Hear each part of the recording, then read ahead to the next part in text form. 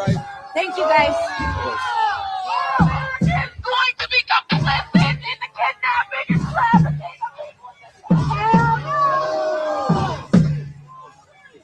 America's going to stand up and fight back. Hold straight. Hold straight. Hold straight. Hold straight. Hold straight. Hold straight. Hold straight. Hold straight. Hold straight. No hate. No fear. Immigrants are welcome here. No hate. No fear. Immigrants are welcome here. No hate. No fear. Immigrants are welcome here. No fear. Let's go set the Immigrants are welcome here. No hate. We're setting the camera down here. We've got to give John's arms a break from holding it up above his head for so long. Immigrants are welcome. I mean, you can feel the passion here in this crowd. You can feel the power of these moments. You can feel that you're among history here. That has not been lost on me these last couple of days. When there were tens of thousands of people out in downtown Minneapolis just yesterday for the general strike, and now the thousands who are here on Minneapolis' south side today, as another person was shot and killed by the Trump administration, a second life taken from this community that can never be given back. There is no reparation. There is no justice, no full justice for the loss of a human life. It cannot be made whole. This community cannot be made whole. And the people out here are out here grieving and protesting and trying to find solace together and a sense of community together. And that's very palpable here on the air. The turnout is all the more incredible because of the frigid temperatures right now. It's below zero. I don't know exactly what it is, but it's below zero right now. And yet you have thousands of people who have taken to the streets for hours in the streets right now because a 37-year-old man was shot and killed by the federal government. The federal government's trying to spin it, trying to make themselves sound justified in taking another human life extrajudicially for the second time in just a few weeks here in Minneapolis.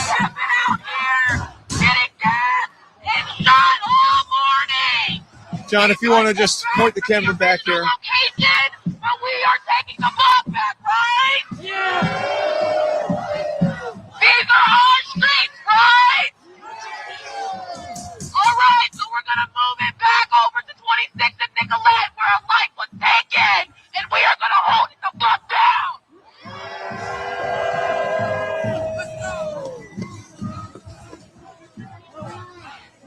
Can you blow here? Blow. Oh, you want like hot air? I'm trying to get the shit out. Oh, I see. Oh shit, bro. Look at my camera, bro. Roasted? Oh, man. Yeah. Uri. It's all good, bro. It's all good.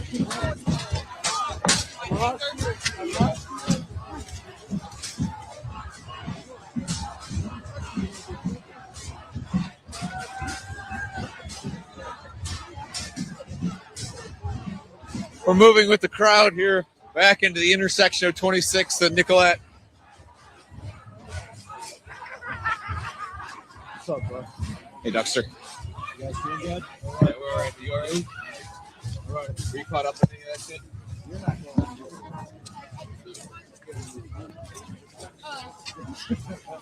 And this guy he walked up to me and he said,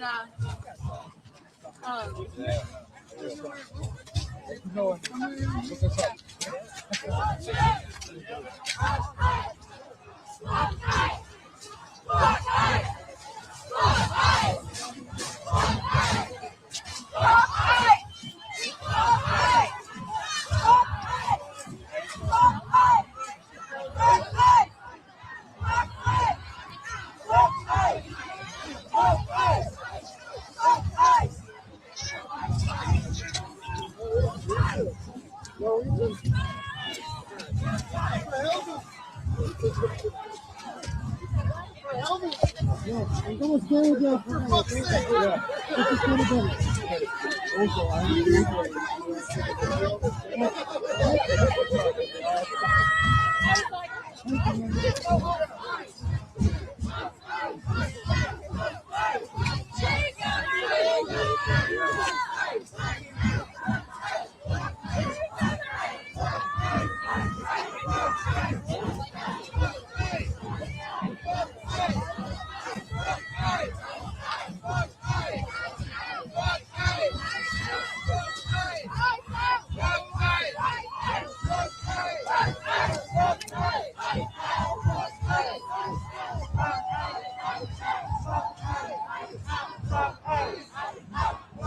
Over here.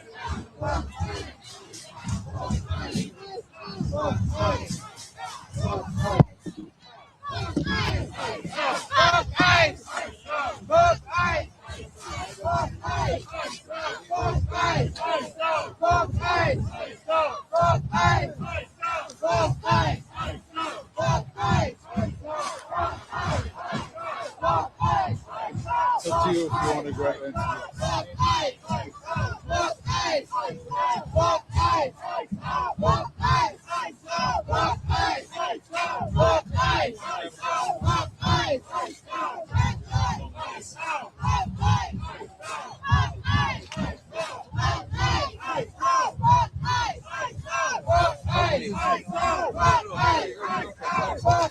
I'm a reporter. I was looking at interviews. For all y'all are doing. That's good. Would you mind if you do that? So the last one that you said you're only living a few blocks away, and you saw them dump that man, and then you went angry. Right, anger. Would you mind like interview you on camera? On camera? I can't make it. Just keep it easy on you. Okay. All right. All right, Jen.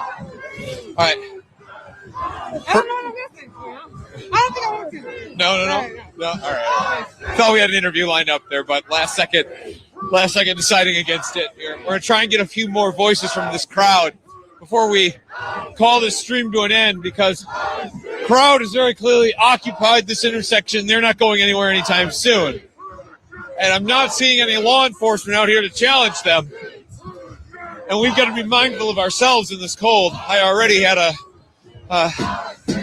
loss of feeling in my hand there for a little bit until we got some heated gloves and hand warmers on here. So we're trying to be safe. But I'm going to try and find a couple of people to hear from in this crowd, just to process their emotions in this moment.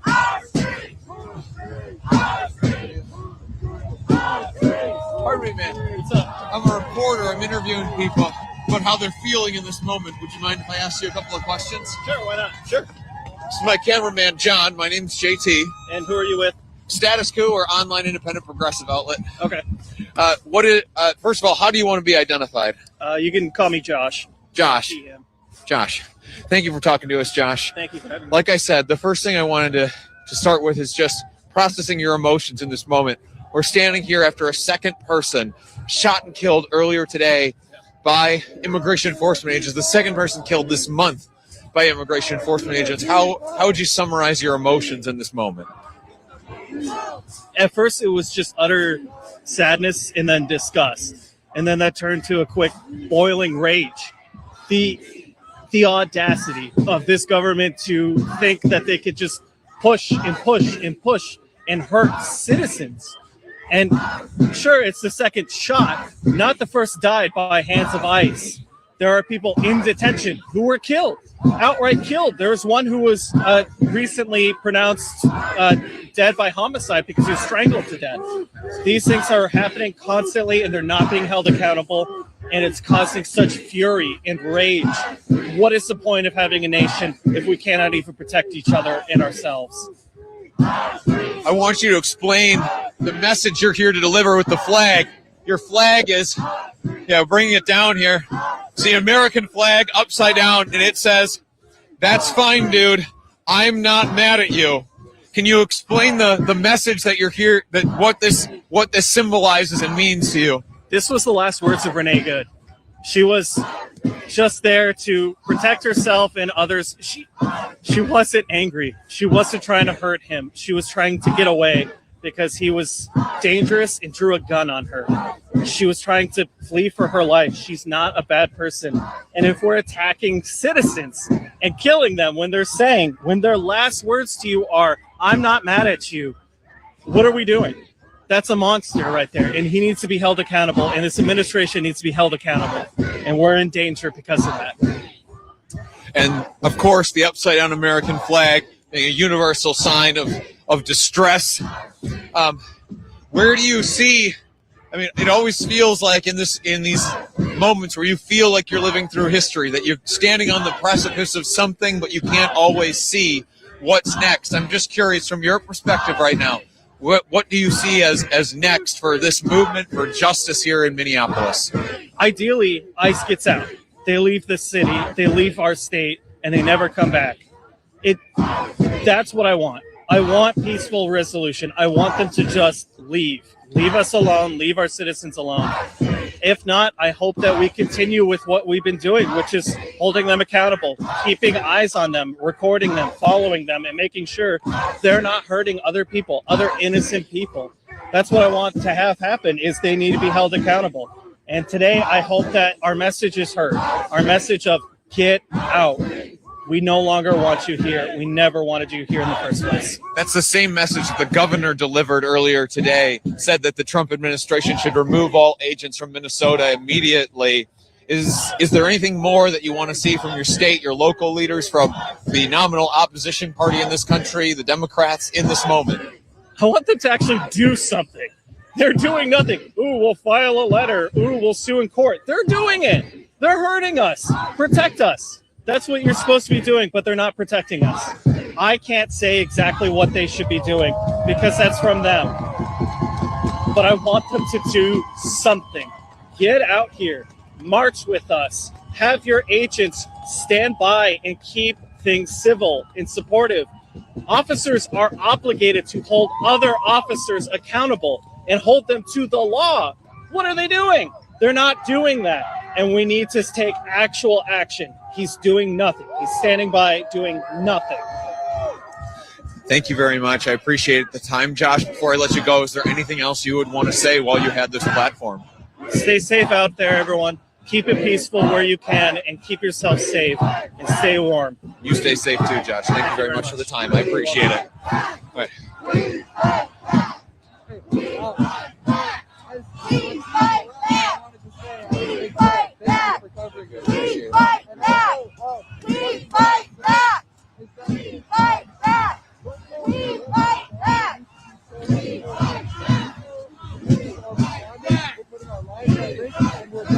Do you want to say this on camera? No, but I can say it on the record. Yeah, yeah. Hey, the National Guard is on its way. Is it? Yeah, they just reported. Yeah, but who's that? For us.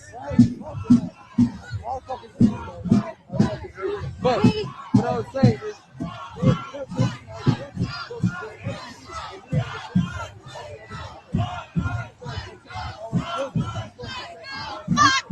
we can mobilize in a way where there are resources can be used to protect our citizens.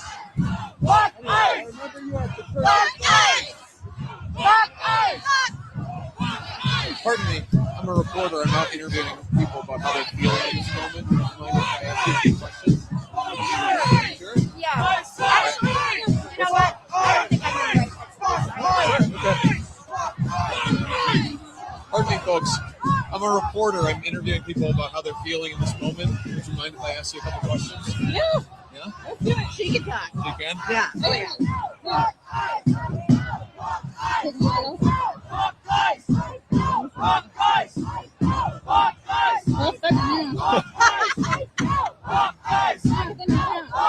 That's the problem. There you go. Sorry. Hi. Hi. So first of all, I just want to find out, how do you want to be identified? You call me by my first name, Courtney. Courtney? And can you spell that for me really quick? Courtney. Thank you very much, Courtney. My name is GT. Cameraman's name is John. So I first, like I said, I'm asking everybody, how are you feeling in this moment? We're standing in an intersection where immigration agents, federal agents, have shot and killed the second person now in Minneapolis this month. How are you feeling right now? Enraged. How dare they? How dare they come to our city? How dare they kill my neighbors in the street like dogs? And where's Tim Walz? Where's Amy Klobuchar? Where's Tina Smith? Where's Angie Craig? Where's fucking anybody? Where do you need them to be right now? Where and what do you need to see from your local leaders? They should be here. They should be here. They should get ICE out. Nobody's fighting for us but us. We've been abandoned. How does it feel to be surrounded by your community in this moment? Look at these people. They're not scared. All power to the people. If they won't show up, we'll save ourselves, I guess. Where were you when you first heard that another person had been killed, and what was your first instinct? What did you do immediately after? I was making breakfast for my 3 small kids in St. Paul, and I saw the video, and I sat on my kitchen floor, and I wept. And then I came here. You say you have 3 kids. I do. I don't know if they're old enough to really grok what's happening right now, but if they are, how are you trying to explain to them what's going on in their world and in their backyard, basically? Kids are smart, and they're capable. They know. My kids are 10, 8, and 6. They know that ICE has now killed 2 people who didn't deserve to die. They know that they're stealing kids. They know that they're here to hurt families, and they know it's wrong. Every kid's fable is about the good guys defeating the bad guys. I hope to God they see that happen here. Thank you very much. Yeah. Is there anything else you would want to add while you had the platform? No, thanks for being here. We appreciate Thank you very much. I appreciate it. Yeah, Thank you. thank you. Thank you. All right. I want to draw things to a close here as thousands of people are occupying the intersection of 26th and Nicollet here on Minneapolis' south side just hours after this spot was the scene of another man, a second person, being shot and killed by the Trump administration this month. And the Department of Homeland Security is already trying to spin it to their ends, already trying to make justifications for taking a person's life here, for demonstrating against the Trump administration, standing up to their immigration agenda that was playing out here on the streets of Minneapolis. The governor has called for the Trump administration to remove ICE agents from the state. We saw law enforcement out here, federal agents, city and local law enforcement, using tear gas on the people who came out to protest the taking of a 37-year-old man's life, who was shot multiple times. A community punished for grieving. And now they are coming together in this act of solidarity, vowing to hold on to this intersection and make it a place for them to come together, to be together in this moment. We've been on the ground here reporting in Minneapolis for going on 2 months now, since the beginning of Operation Metro Surge, the beginning of the Trump administration's pressure campaign here on the state of Minnesota and on the Twin Cities. We watched and warned as the pressure mounted here in the Twin Cities until it eventually culminated with the shooting and killing of Renee Good here on Minneapolis' south side. And then we were out in downtown Minneapolis as tens of thousands of people took to the streets here, saying that they needed ICE agents to leave their communities, that they felt less safe, comparing the agents to members of the Ku Klux Klan. If that gives you any sort of sense as to how the people of the Twin Cities are feeling in this moment. And now violence has come again. Deadly violence has come again. The federal government shooting and killing one of its own citizens here in Minneapolis' south side. You can feel that you're living through history and you wish you weren't. You wish that you weren't having to stand here at this intersection where someone's life was taken and to hear the voices of the people crying out in anguish down here.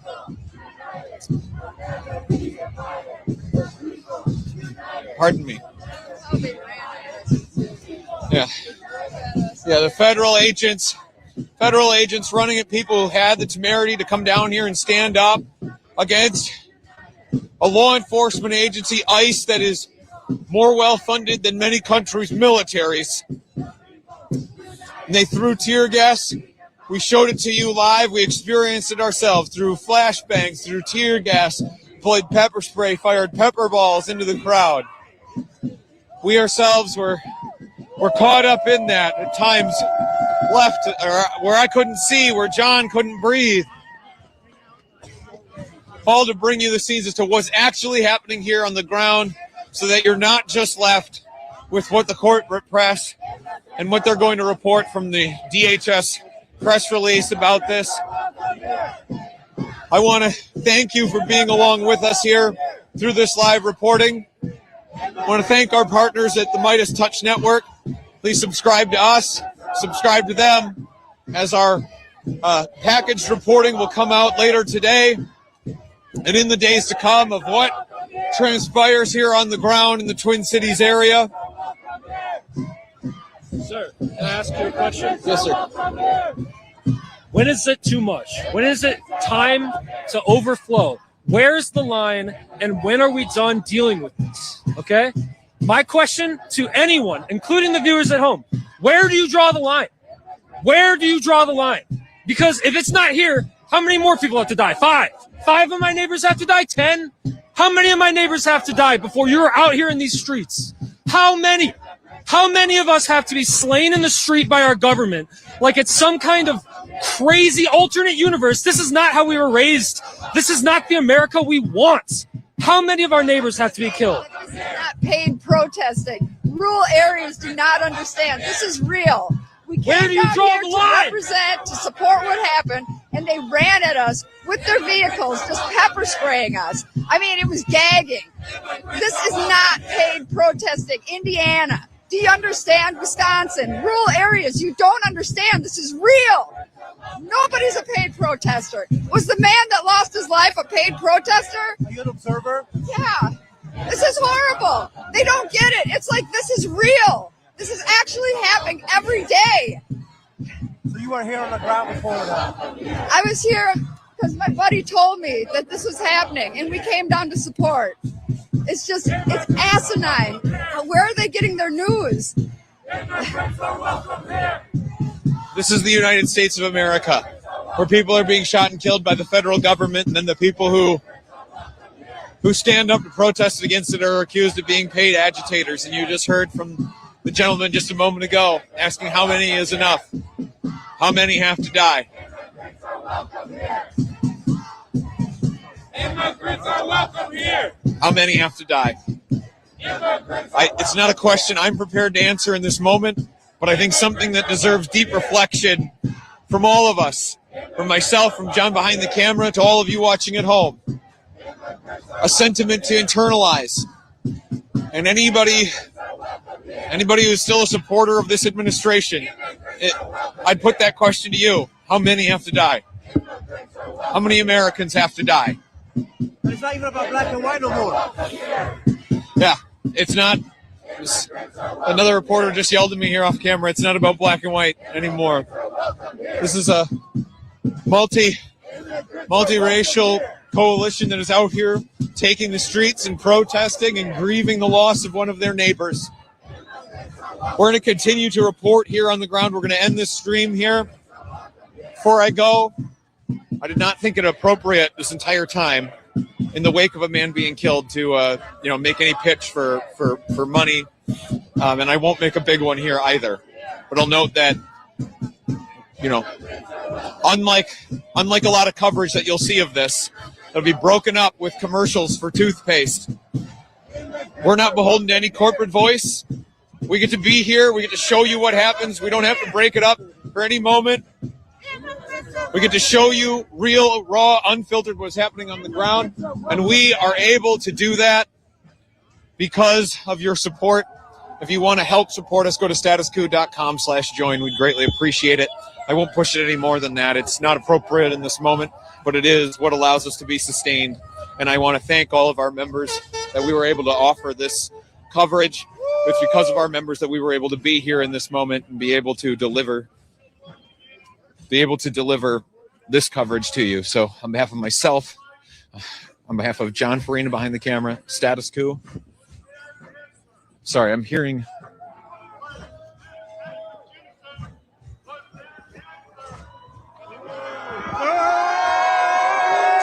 Yeah, we're hearing more people get on the microphone, get on megaphones here to start delivering speeches here to this crowd.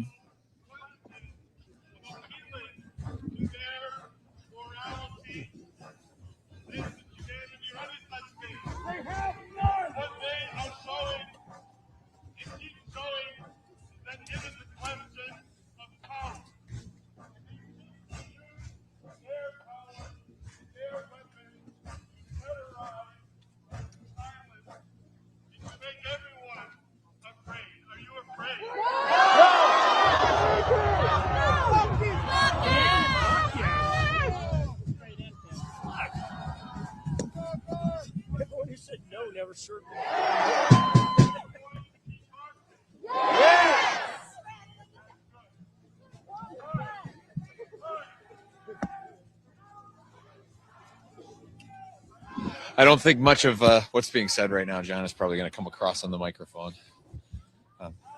Let's. Can you see in the video where it happened? I've been looking for the business front. I haven't seen it, but I would need to watch it again.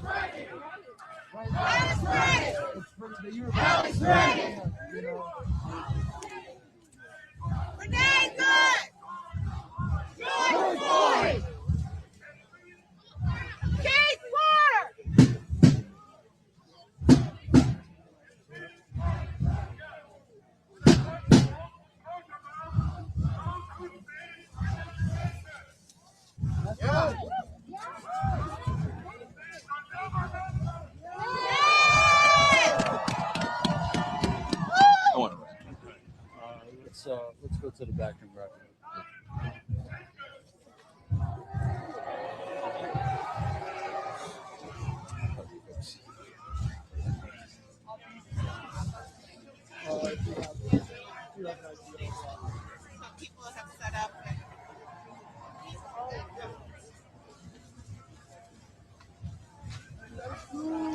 Hey.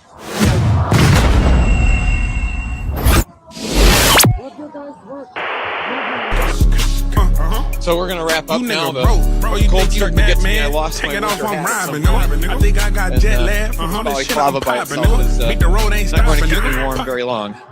So I want to thank our small but mighty team here at Status Quo. John Farina behind the camera, who is just incredible at keeping me safe, keeping himself safe, while we are able to capture all of this history for you. I want to thank our team who do so much of the production back home. Jordan Sheridan, our boss. Colin, Michelle, and Ty, our producers. Oh.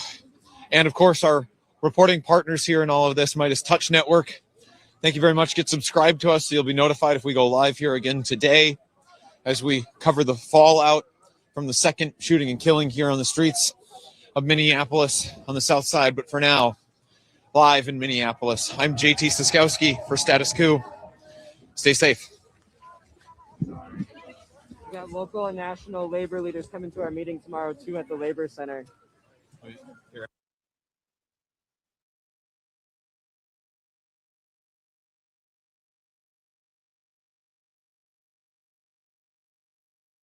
Security on my waist, bitch. Henny on me, feel it in my face, bitch.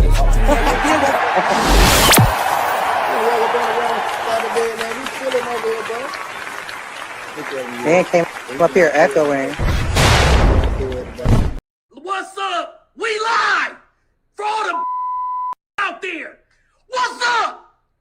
Y'all want to be famous? Here you go. Welcome to Slide TV, where everything is possible. I go by the name of Icy Graded Dawn Louis Vuitton Amazing Blue. You got 48 hours. 48 hours to hit my jet, or I'll be back. I mean, make a wish. All your dreams supposed to come true. You see that number. Wish what you want.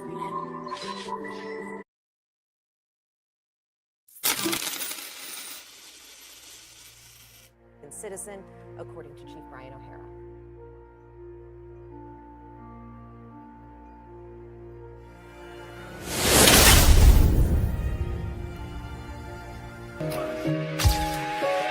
Used to want you, but no, I don't need you. Close your heart off, you left it in a freezer. I just tried to give you all of me, cause of all the times you told me that you need love from me, but it's crazy how you couldn't do the same for me. When I need you most, you pull away from me. Seems like all you ever do is take from me. I cannot just give away my love for free. That shit really draining out my energy. I know that you not who you pretend to be.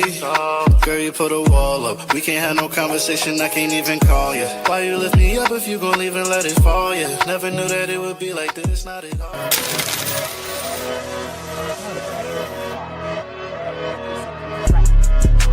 Ferragamo Gucci around my way.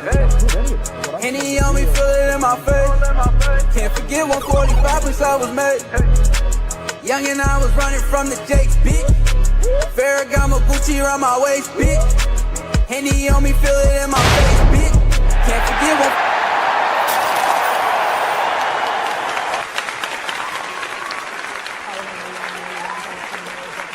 There was a shooting in the city of Minneapolis today.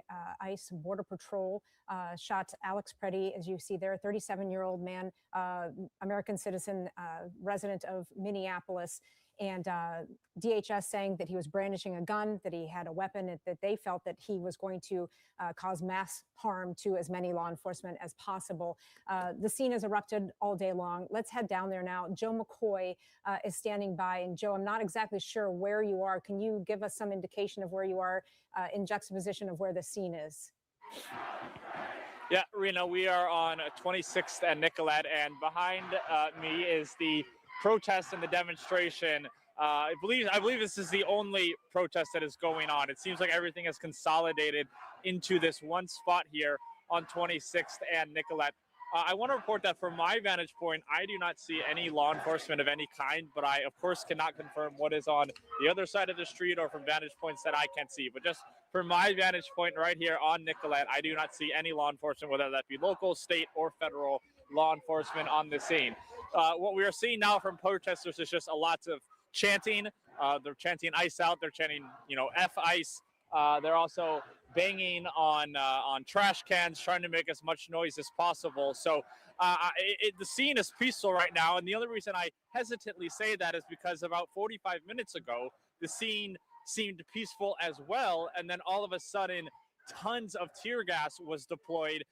And we were caught right in the middle of it as we were reporting. So hopefully we have reached the end of all of this chemical irritant being deployed, and that these protests, they're going to keep chanting, they're blocking the road, but hopefully things do not escalate past where they are right now, Rena. There we go. Thank you. Sorry, Joe. We appreciate your reporting down there. Glad to hear that the chemical irritants have mostly resolved. Still a large crowd down there, as you can see. Lots of people who witnessed this today, other people who then showed up afterwards after they heard about what was going on. We do have some sound from some witnesses that were there earlier in the day. Let's take a listen. I got here shortly after the shooting had happened. They hadn't even gotten the police lines up yet, which we were down by the Black Forest parking lot when I got here. The Minneapolis emergency responders were administering CPR around the person on the west side of the street across from Glamdell Donuts. ICE was starting to push back and was getting kind of aggressive with bystanders while everybody was out whistling. And then slowly working with Minneapolis Police Department and Hennepin County, they've been shoving and pushing people back to the block and then further back and getting more and more aggressive with everyone. Okay.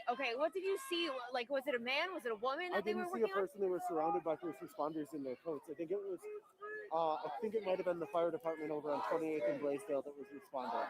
So they were surrounded. The ambulance didn't get there for another probably 5 minutes. It looked like it took a bit for the ambulance to get there. ICE was doing nothing. They were blocking off the street from bystanders at that point. All right, and that was what we saw too in the video through Sammy's camera, through other cameras that we were watching all morning. We have another witness who we have sound from. Let's listen. ICE escalating again and again and again, pushing and pushing. Their numbers have expanded greatly. There were only maybe a dozen or 2 dozen when I got here, and we're well over 100 ICE agents here at this point. There was tear gas down at 26th a little while ago, or smoke. It might not have been tear gas, but there was gas out at 26th, and we've been progressively getting more and more. All right, we heard from that man just a moment ago, so we're going to cut it off. But what we have been doing throughout the day is looking at videos from multiple angles. Again, these are hard to watch. This is a struggle, a confrontation, and we do see a man get shot. But we want to bring this to you from every angle because this is at the heart of this. And these videos are what drove people to come to the scene and begin protesting. And Chris Rapsky has been analyzing it. This is the first angle that we saw today from across the street. Yeah, you can see the one agent there hitting him in the head. Again, we don't know what threat they're responding to. That is a position that we haven't heard from anybody, witnesses or any sound there. Like, you know, your imagination would say, oh, maybe someone said he's got a gun, or maybe we don't know any of that. So, but what the video shows are 5 agents surrounding that man on the ground who was armed, according to officials. Not in his hand, but it was on his holster, because we know that because he was filming in a different vantage point. He was filming with his phone and trying to help a woman. The video shows agents on top trying to subdue him. He is resisting by pushing and sort of fighting back, but he is on the ground with his knees and at one point just sort of covering up. In this angle, as we zoom in, you can see both of his hands are clenched on the ground. His forearms are on the ground. He's in sort of that what do you call that? That fetal position, if you will, on his knees there. Then there's another agent who comes around to the side and grabs something either around the guy's waist or from the ground. I've seen some people purport that the agent is grabbing a gun that was dropped on the ground, perhaps the agent's own gun. But others have said it looks like he grabs the waist of the man on the ground and grabs his gun. Why does that matter? Well, it matters because we're talking about what threat is actually present on the ground. I'm not a lawyer. I'm just telling you why that would matter as far as narrative goes and as far as threat goes. All I know is we can see the man with the tan khaki jacket and the jeans, not him, he's the man who was shot, walk away from the scene with a gun in his right hand as if he is clearing a threat from the area. That is when the first shot is fired. There are gasps and cuss words you can hear from people filming. And about a second to 2 seconds later, you can hear a volley of more shots being fired. It is unclear if the guy who was shot, if his gun was ever went off.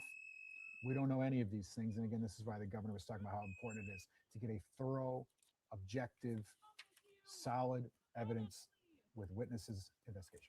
And to that point, now DHS has maintained that he came there with the intent to harm law enforcement with a gun. Minneapolis police say he is a legal concealed carry permit holder. But during Greg Bovino from Border Patrol's news conference, he was asked twice by reporters, did this man who was killed ever brandish a gun, point it at law enforcement? I didn't hear that part. What did he say? Notably, Bovino did not answer that question. He said, well, it's all part of an investigation. Right. Their press release didn't say it He did either. not say, and they have not been shy about jumping to conclusions rather quickly in these scenarios. But Greg Bovino did not say that the man brandished or showed a weapon. We don't know whether he did or not. From our video, we can't see it. But the Border Patrol chief did not answer that question directly, just said it was part of an ongoing investigation. And we want to point out some new information that we've just received, like in the last half hour. Maybe you've already heard us say this, but we do know that our investigative team has been able to dig up some information. The victim is identified as Alex Jeffrey Preddy, a 37-year-old. That is, his parents have now confirmed that. And according to Chief O'Hara, Preddy was a lawful gun owner with a permit to carry. State records show that Preddy was issued a nursing license in 2021. We've also confirmed that he worked for some time at the U.S. Department of Veterans Affairs as a nurse. A LinkedIn account details that he was a junior scientist with the U of M since at least 2012. And I believe that is the picture that we're seeing there, part of the research team in a partnership with the VA. He is titled as a study support on that. So this is the victim, Alex Preddy, a 37-year-old man, American citizen and a citizen or a resident, I should say, of the city of Minneapolis. And his parents told us that he was an ICU nurse, and that was what Alex Preddy did for a living in our city. We're going to continue to look at this where more angles may come to light. We are expecting another update from the state shortly. This time we're expecting it with Drew Evans from the BCA. Now, the BCA has said that they were requested by Minneapolis police to go investigate the scene. When they got there, they were essentially blocked from investigating the scene by federal law enforcement. The FBI was taking that over. Of course, that is something that Minnesota officials are pushing back against. Governor Walz, in no uncertain terms, saying that Minnesota will do its own investigation, although what access they will have to evidence, to the agents who were involved, that remains to be seen.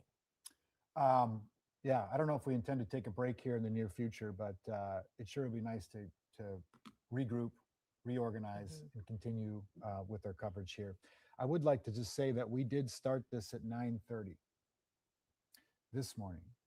We were in the middle of Care 11 Saturday, which is a happy show, right? This is a show where we offer feature segments, cocktail recipes, local chefs. We have fun.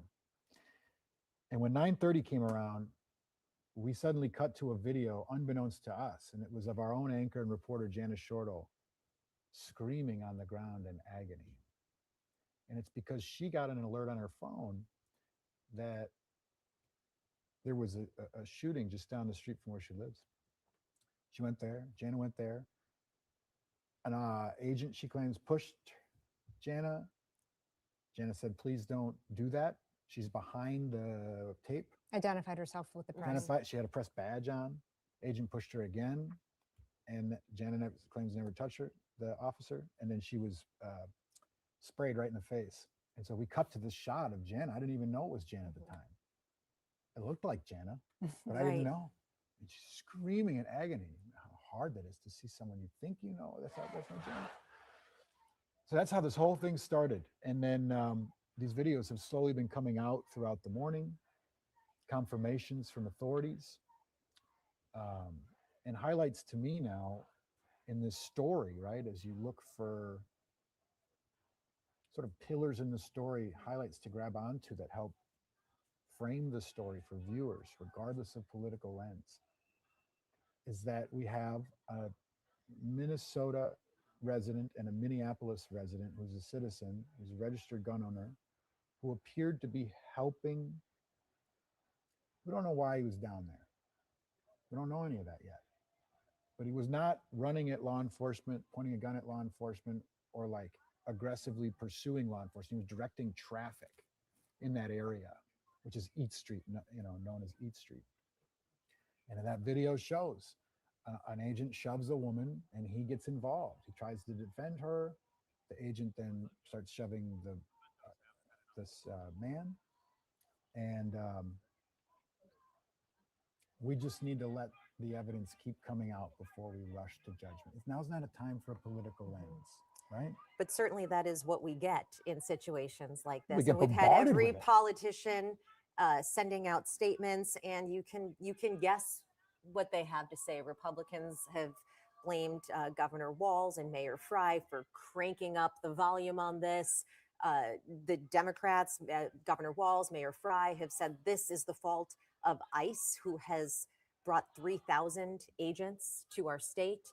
And so it is the typical finger pointing here. Minnesota officials saying that ICE needs to leave this state, and the federal government saying that the Minnesota officials need to let them do their jobs. And so this back and forth seems like it just continues with no end. Chris, before you go on, I just want to give people context as to what they're also seeing on the screen here.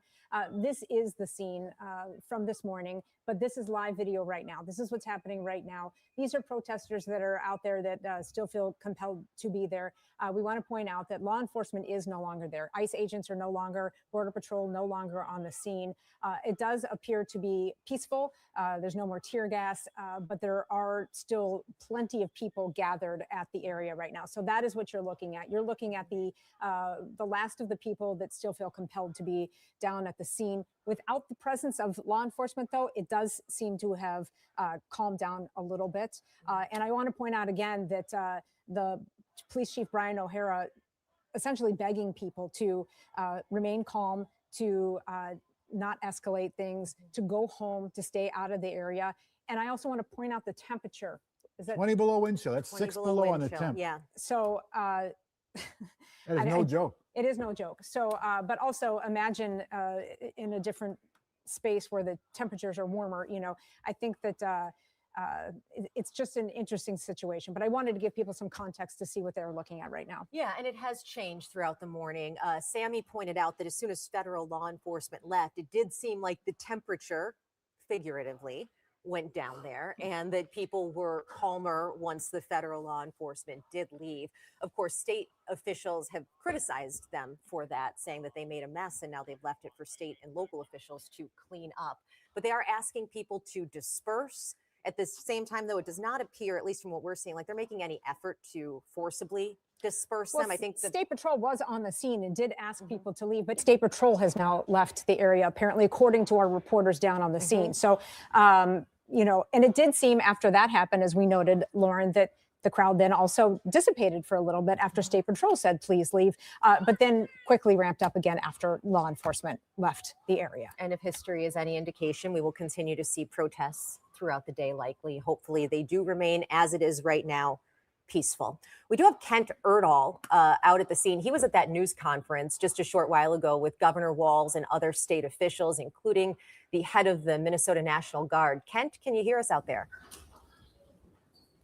I can hear you. You might have a light coming on here in just a second. We're still getting kind of set up, but yes, I'm here. We were here for that news conference. I think, you know, I don't know the right word to describe it. As you've been talking about what's happening on the scene, there's certainly a lot of confusion, right, about who's kind of in control out there. Well, that same confusion has kind of been the course here in Minnesota as well, behind the scenes with our elected leaders. I was at this news conference with the governor and public safety commissioner, Bob Jacobson, who detailed what they described as what they kind of encountered as they came down here.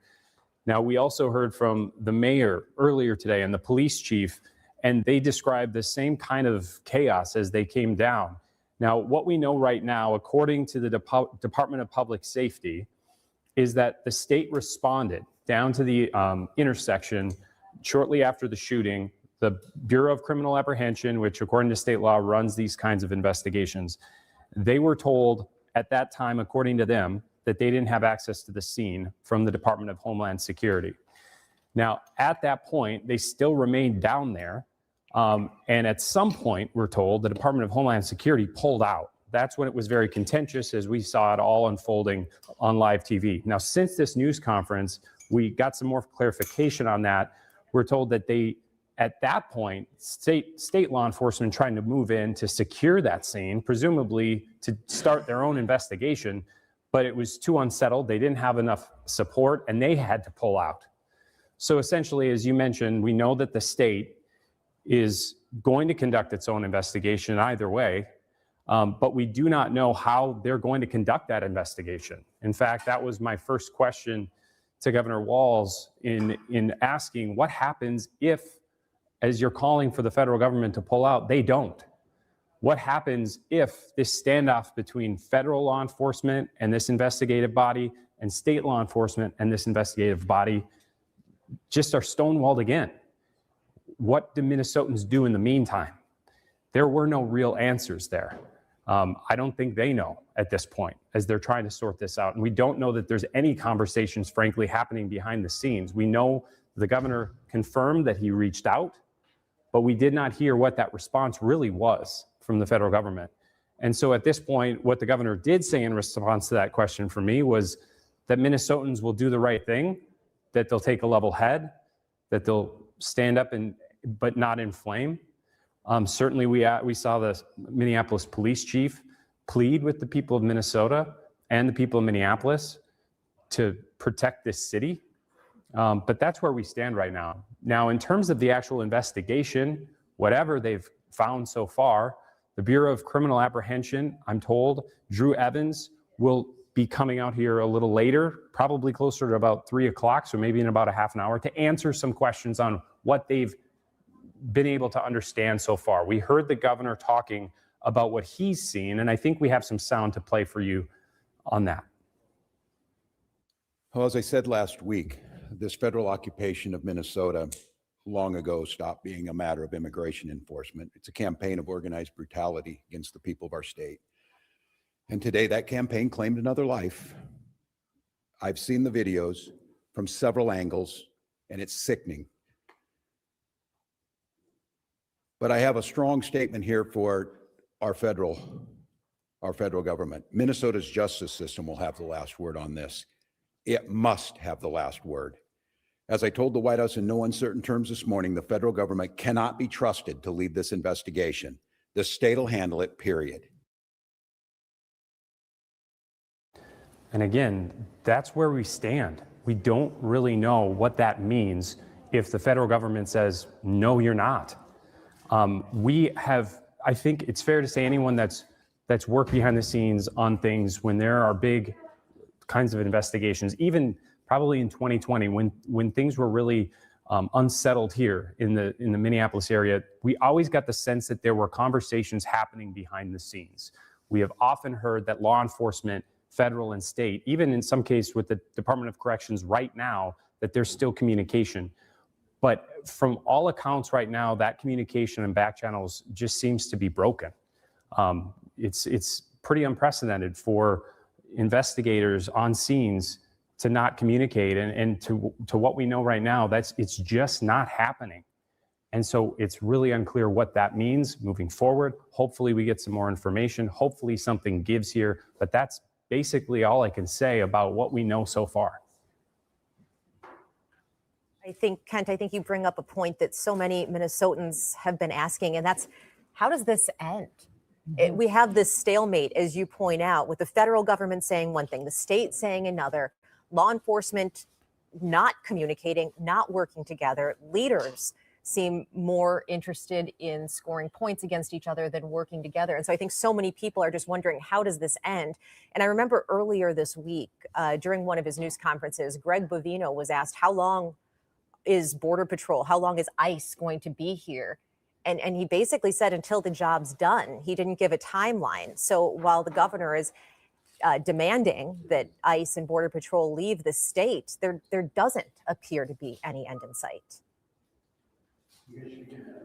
And to be fair here, I think it's worth pointing out, because we heard Bob Jacobson talk about this, and we have heard our Department of Corrections and other officials say this week that they have worked with federal partners. We have seen it on the scenes when local law enforcement has been called and they have come to help secure the area. But we don't often hear much on the federal side. We hear that they're not working together, but we have seen some more evidence of it on the state side and local law enforcement side of them showing up and saying, hey, here we are. And we know that they want to work with the FBI on these investigations, with DHS on these investigations, but we have heard repeatedly that they are being told no. And that's the unprecedented part more than anything. I feel like there is a little bit more of on that part of this. But again, if it still continues to be a stonewall there, if that is in fact what's going on, if the federal government is doing that, then again, what does that mean? What does that even mean for our National Guard? We don't know. And we'll hope to get some more answers and ask those questions as we move forward. Kent, you bring up Bob Jacobson. I want to remind people he's the Commissioner of Public Safety. And the one thing that he did say during the news conference that you were at is that federal government isn't the only people that arrest violent criminals or people that are here illegally.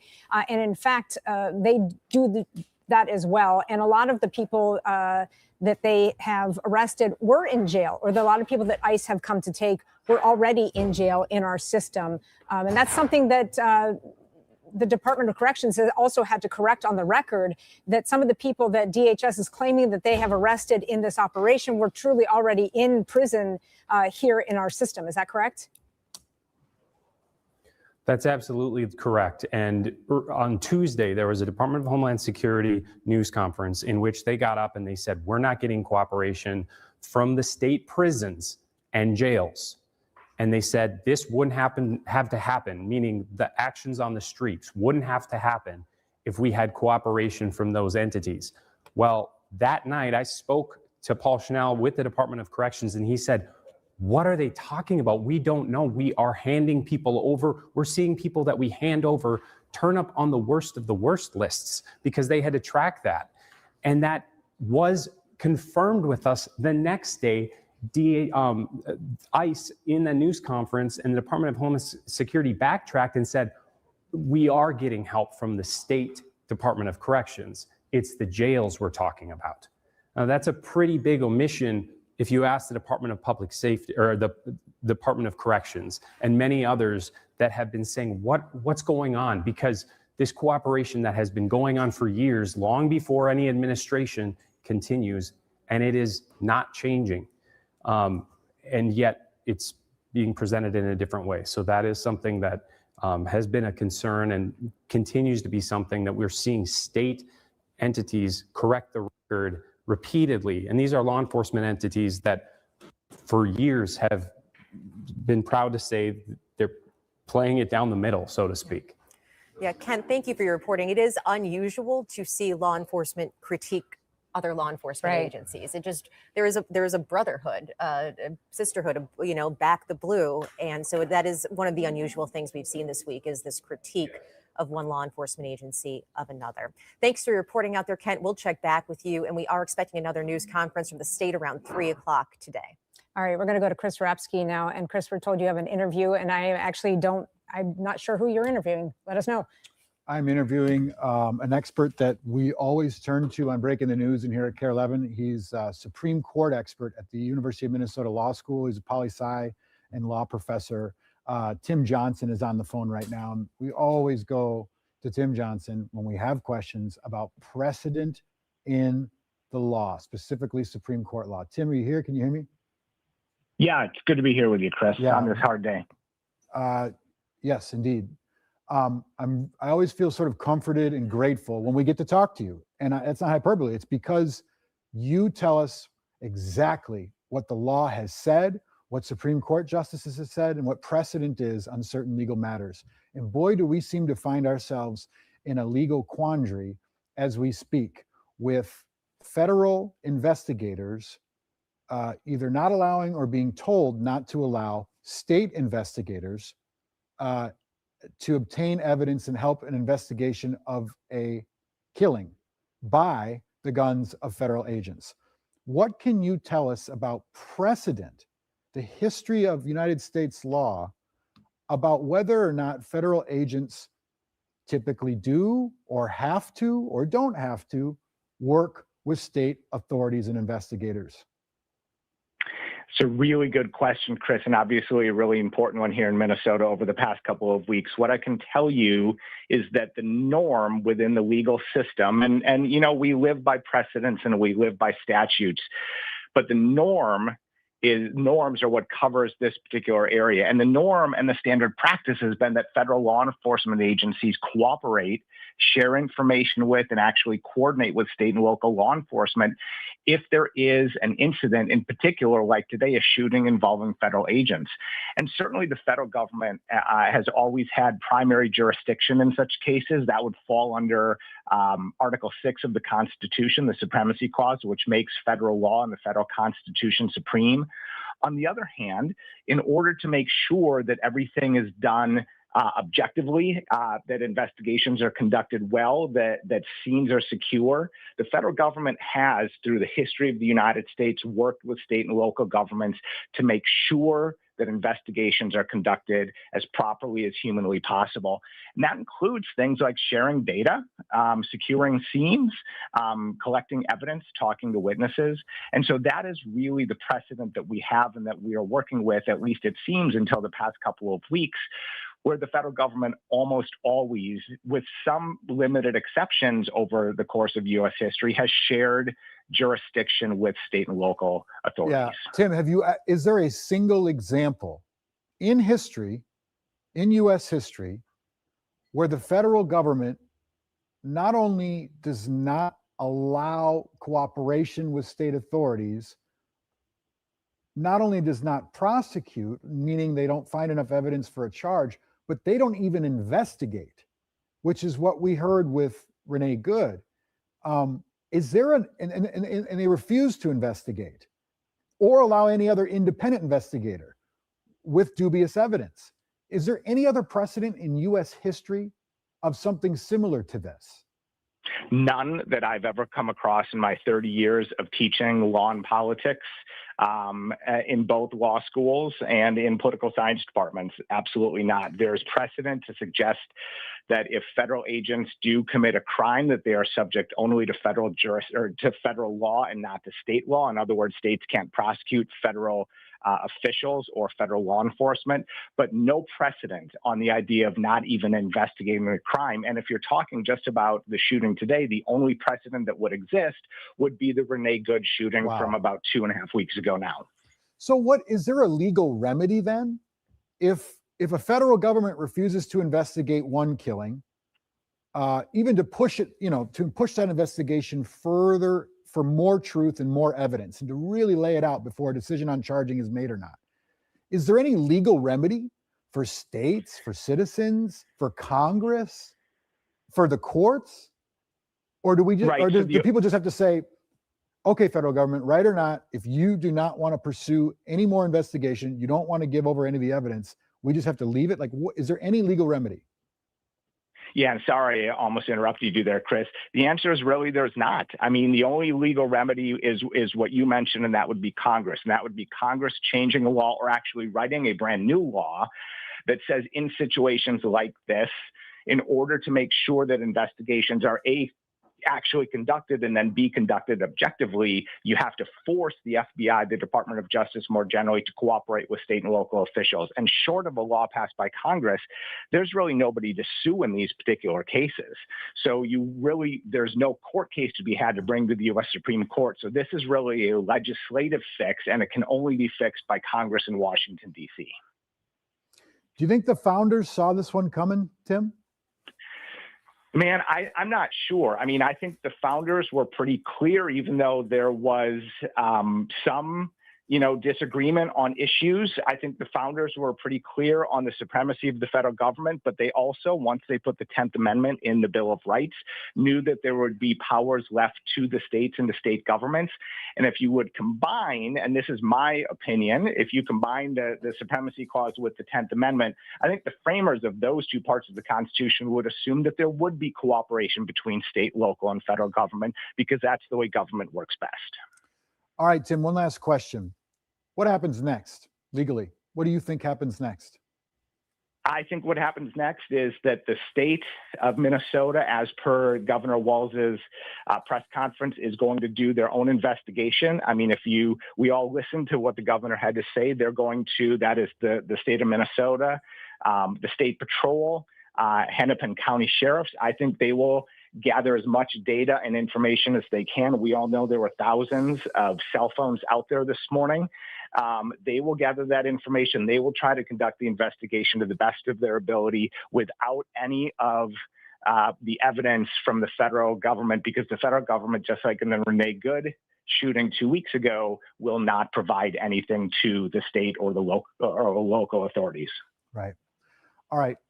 Professor Tim Johnson, political science and law professor at the University of Minnesota. You are our Supreme Court expert.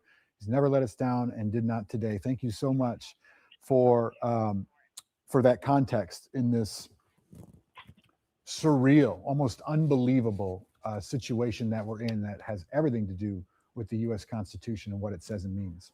All right, let's go back to Rena and Lauren now. I know we have some reporters with new information. Yeah, Chris, and thank you for that. It's great to get that high level sense of what's happening here, because this really is a constitutional question in state and local powers. So we appreciate Tim Johnson's expertise there. Let's head back out to the scene now. We have Jessica Hart out there, I believe, with the very latest.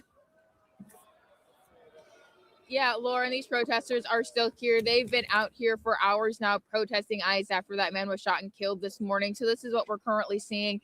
They still are blocking off the intersection here near 26th Street and Nicollet Avenue. They're chanting intermittently. We've seen a couple people on top of buildings here. We have someone sitting directly right there. There's other people who've gathered on top of buildings. We're not exactly sure how they got up there, but people are still coming to this scene. We've seen a lot of people walking around. We've seen a lot of people in chaplain, like these orange vests that they have saying that they're a chaplain.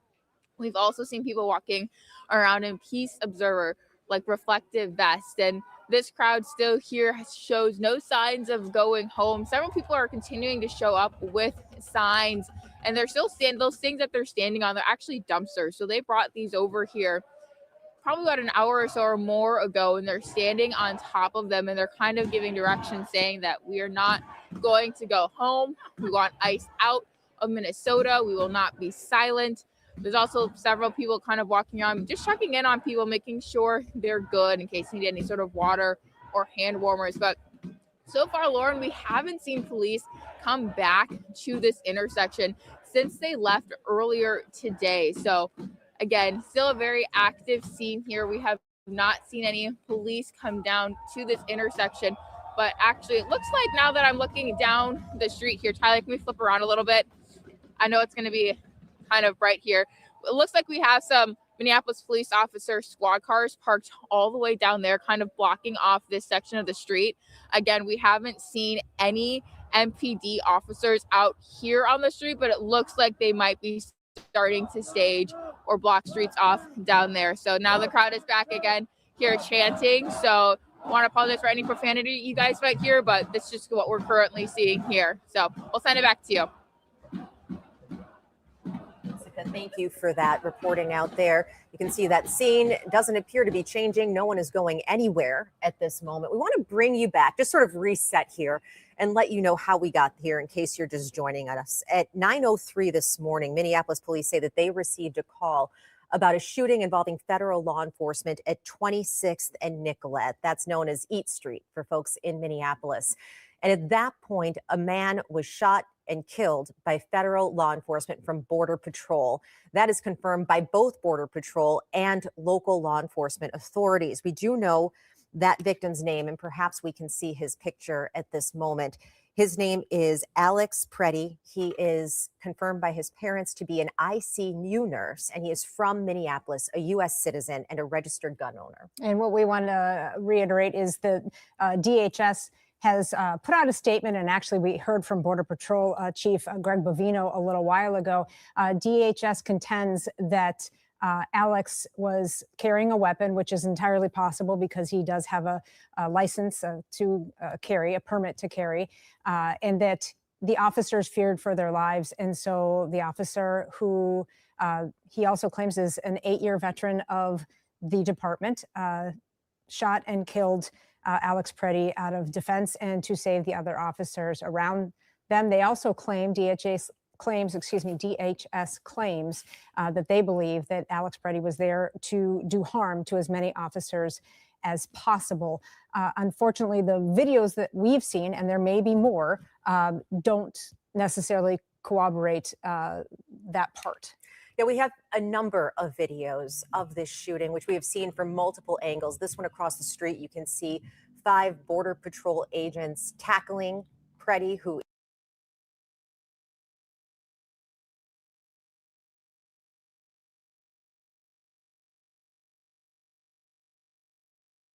Minnesota National Guard. Well, as I said last week, this federal occupation of Minnesota long ago stopped being a matter of immigration enforcement. It's a campaign of organized brutality against the people of our state. And today that campaign claimed another life. I've seen the videos from several angles, and it's sickening. But I have a strong statement here for our federal government. Minnesota's justice system will have the last word on this. It must have the last word. As I told the White House in no uncertain terms this morning, the federal government cannot be trusted to lead this investigation. The state will handle it, period. Let me say something else, and this is critically important. All of us understand what happened this morning and the tragedy of it in my deepest